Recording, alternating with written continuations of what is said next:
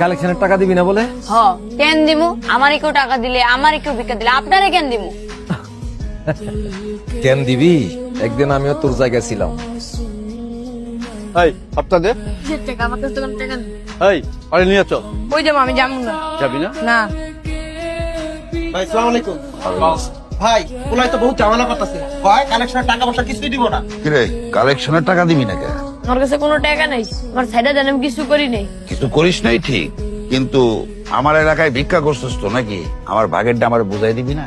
সত্যি ভাই, আমার কাছে কোনো টাকা নেই। আমার খিদা লাগছিল, আমি ভাত খেয়ে ফেলছি। তোর খিদা লাগছিল, তুই ভাত খায় ফেলাইছ। আমার খিদা মিটাইবো কিরা? তোর মায়?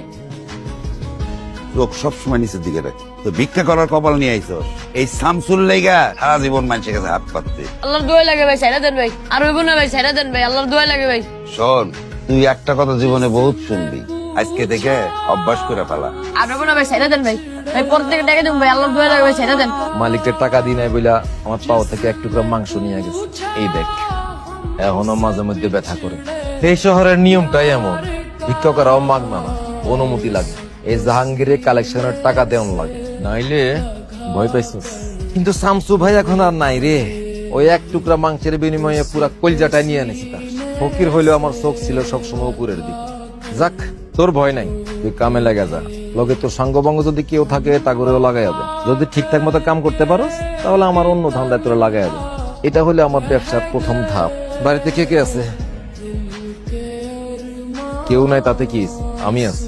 ওই নাকের ওদিকে ওষুধ পাতি লাগাইয়া দিস। ঠিকঠাক মতো কাজ করিস আর চোখ রাখবি সব সময় উপরের দিকে। না এত উপরে না, এ বরাবর রাখলেই হইব।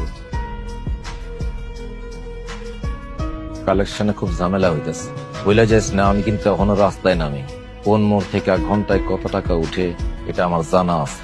না ভাই, তো ঠিকই আছে। আমার অক্ষর জ্ঞান কম হইতে পারে, রাস্তা থেকে শুরু করে রাজপ্রসাদ পর্যন্ত যাওয়ার বুদ্ধি আমার আছে। আমার যদি বলদ ভাবো তাহলে কবিরানের বিক্রি ডাবল বলদ।